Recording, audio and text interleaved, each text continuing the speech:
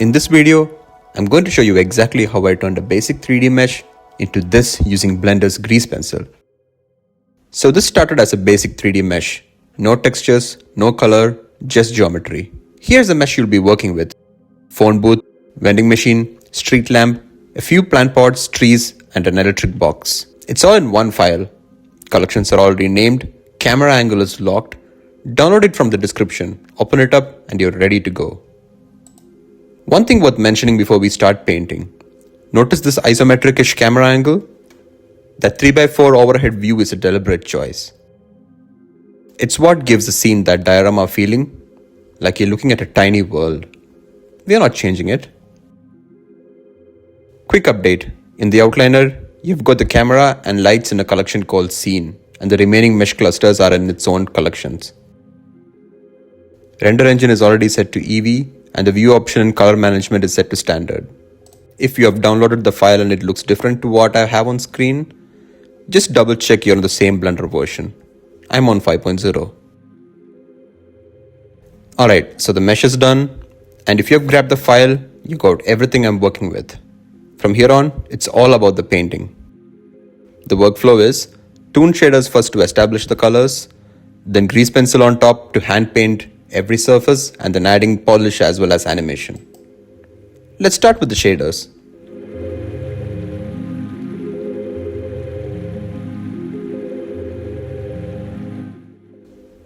Let's start by giving every mesh a simple stylized shader. Most of them are going to share the same basic setup, and that's intentional because the grease pencil is doing the heavy lifting visually.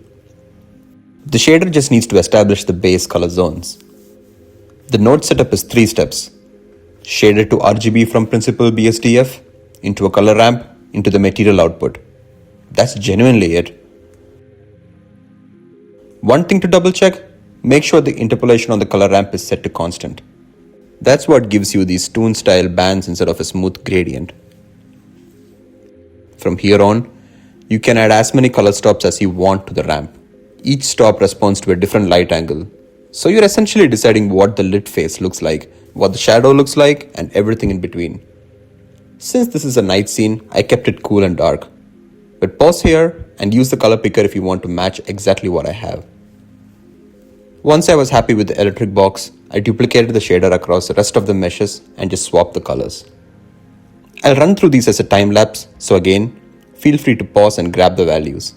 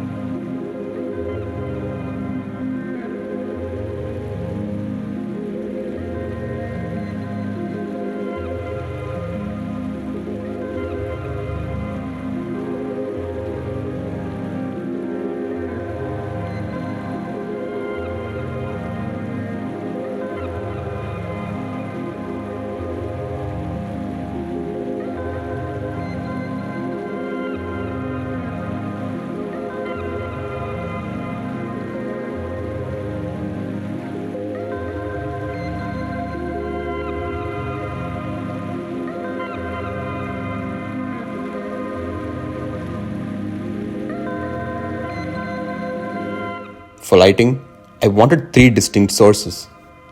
A spotlight coming from the street lamp and a low intensity sunlight standing in for moonlight. Just enough to stop the environment from going completely black.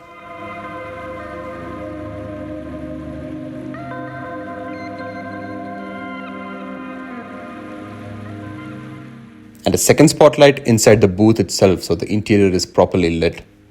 The last one also lets a bit of light spill out to the right of the scene, which helps the area around the electric box feel less flat. I'll show you the values I landed on. Tweak to taste, but the important thing is keeping the interior light warm and the exterior light cool. The separation is doing a lot of work even at this early stage. Next, outlines. Rather than drawing every edge by hand, I set up a quick shader-based outline on all the meshes. Here's a setup using this cube as a demo. Add a solidify modifier, enable flip normals, Set material offset to 1. Then, in the materials panel, hit the plus button and assign the following outline material to that second slot.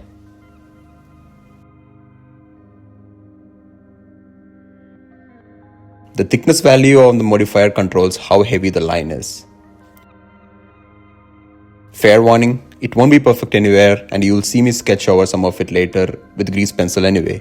But it saves a lot of time on the structural edges, so it's worth having.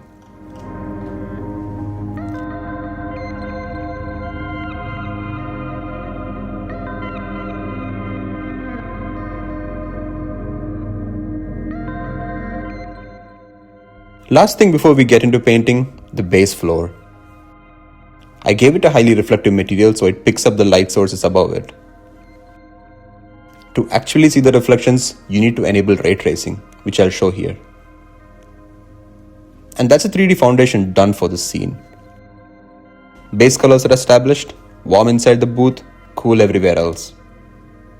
That contrast is already doing a lot of emotional work. Next, grease pencil.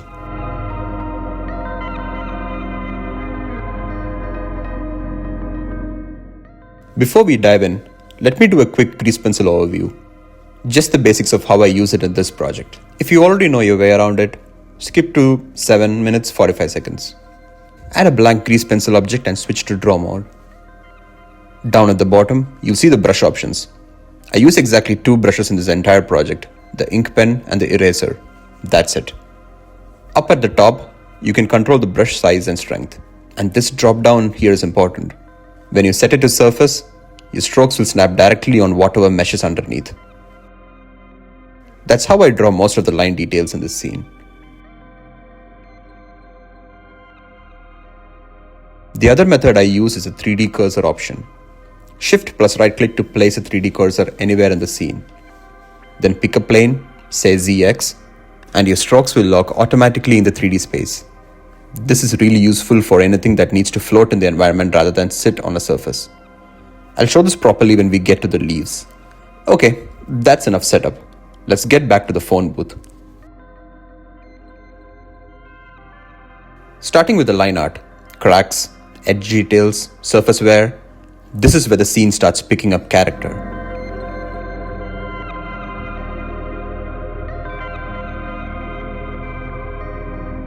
One habit worth building early, rotate the camera constantly as you draw.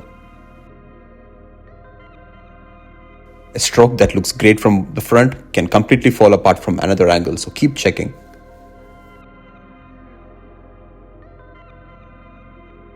Small details make a big difference here.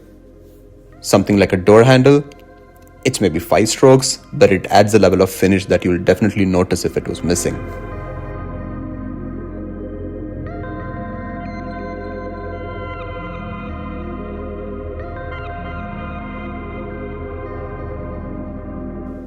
And in terms of line weight, I'm using thicker strokes in areas that would naturally fall into shadow. It's a subtle thing, but it reads correctly to the eye. You really don't need to follow me exactly here. Treat your version as your own thing. Add what feels right, skip what doesn't. The goal is for it to feel like a place, not a replica. Once the booth was done, I moved through the rest of the meshes. The electric box, vending machine, lampposts, floor, trees, and everything else. I'll run these as a time lapse. A couple of things worth noting as you watch. I'm jumping back to the camera view regularly to check how everything reads from the final angle, because that's the only view that actually matters. And I'm not trying to detail every single surface equally. Some things get more attention, some get less, based on how close they sit to the focal point.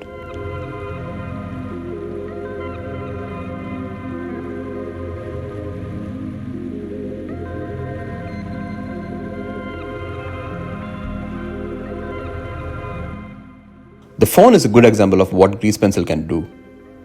The underlying mesh is literally just a cube. Once the line work goes on, the handset shape, the buttons, etc., it reads as a fully detailed object. The geometry is almost irrelevant at that point.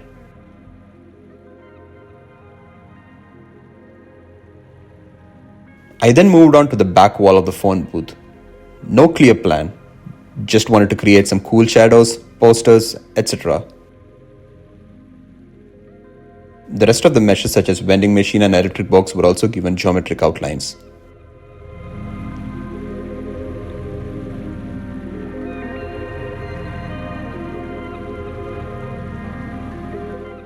Chunky borders were then added to detail the tiles of the floor mesh.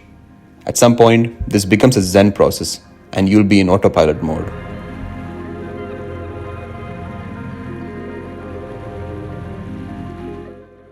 Now, let's move to the lamppost and trees.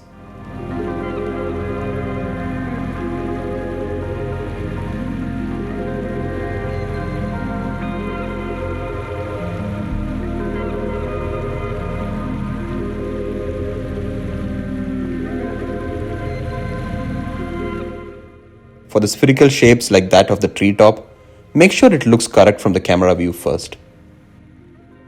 I made a mistake of drawing from the front view, which ended up looking weird from the camera view, so I had to redo the whole thing again.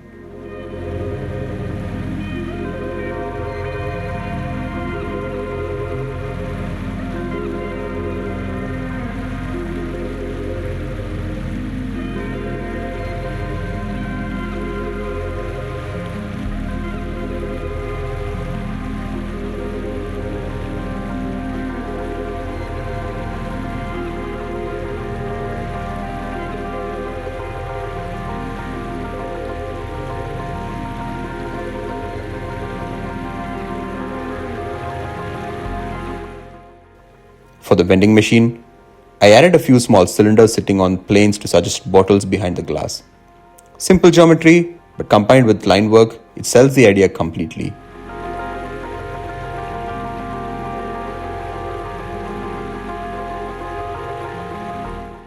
By this point, the scene is really starting to come together. Now, leaves. Up until now, everything has been drawn directly onto surfaces. For the foliage, I wanted to draw an open 3D space, floating near the pots and around the environment. To do this, create a material with both a black stroke and a fill color. Place your 3D cursor inside the pot with Shift plus right click. Then, in the stroke placement window drop-down, switch from surface to view. Now, everything you draw will be parallel to the camera and anchored to wherever the cursor is sitting. It's a small workflow change, but it opens up a lot of possibilities.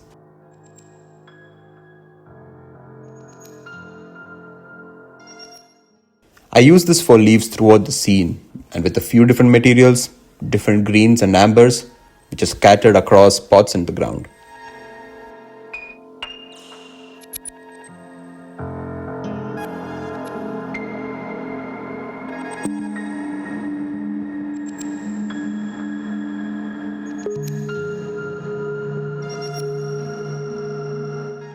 I also added some graffiti and patterns, a tag on the vending machine, a few details on booth walls, among many other things.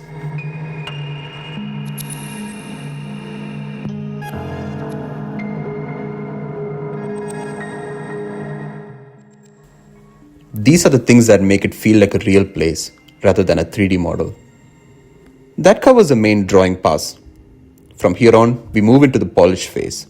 Stylized glass, emissive text on the signs, noise effects, and finally rain and ripples.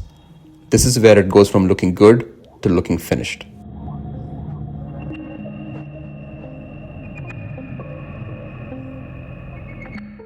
Next up, the booth doors. I wanted stylized glass with two diagonal specular stripes that actually follows the camera as it moves. Took a bit of iteration to get there, but the node setup ended up being pretty clean. A gradient texture feeds into a color ramp, controlled by a mapping node that handles the orientation of the two bands. The important bit, make sure the mapping node is connected to the camera, otherwise the stripes won't track with it. That band then goes into transparent BSDF through a mix shader, with the factor pushed heavily towards the transparent side. And that's genuinely it. Simple setup, reads exactly how I wanted.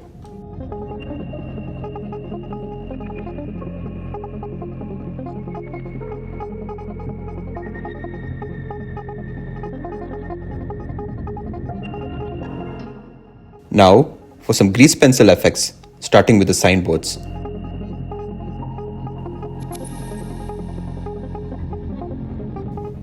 I drew the text with a white fill and black stroke first, just to establish the shape.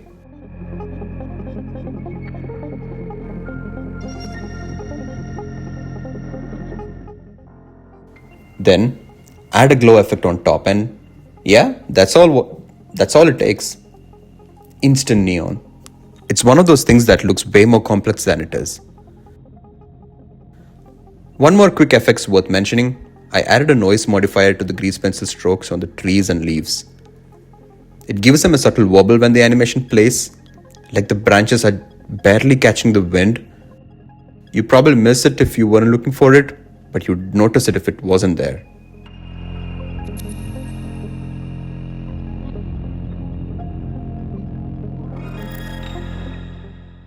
For the puddle, I made a simple plane, subdivided it a bunch of times, and shaped it into a loose puddle form.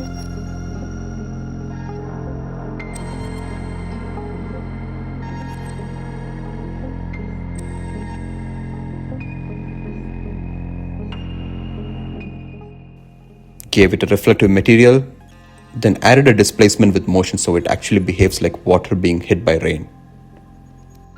The node setup, noise texture into a bump node, into a displacement node connected to the normal input of the principal BSDF. Pause here if you want to grab these values.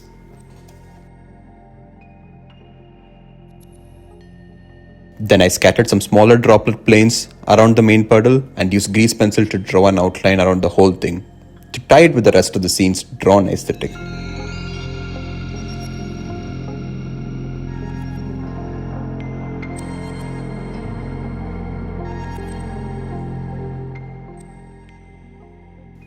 To get the water moving, I just slowly animated the X value on the mapping node. Nothing more than that.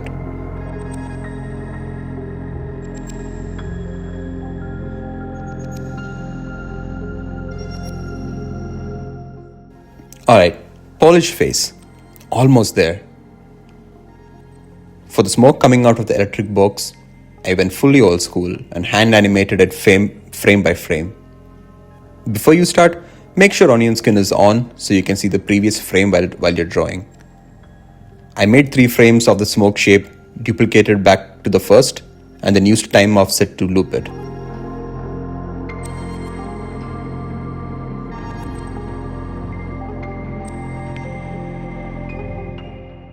Simple, effective, and honestly, kind of satisfying to do by hand.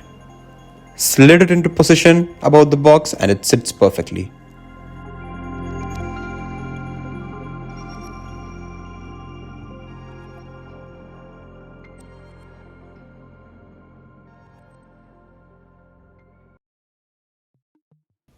Next, I added some stylized god rays. I actually covered this in detail in an earlier video, so I'm not going to walk through it here again. Link in the description, worth a watch if you want a full breakdown.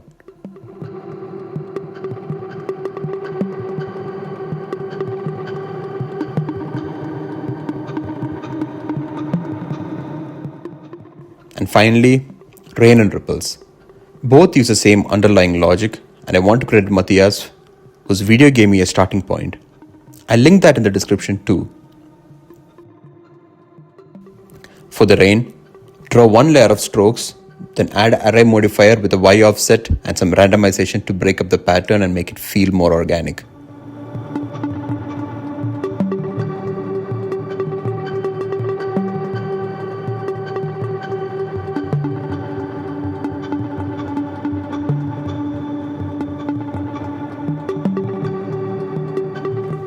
Add an offset modifier, animate the motion, and in the graph editor, add a cycles modifier so it loops cleanly.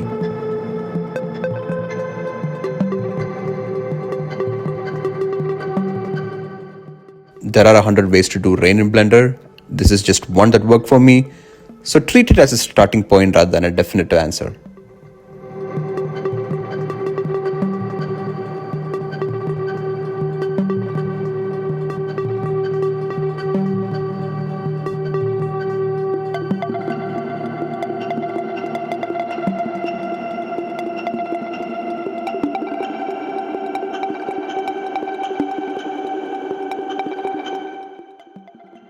For the ripples, same idea. Hand animate a single ripple expanding outwards, then array modifier with randomization to spread copies across the puddle surface. Done.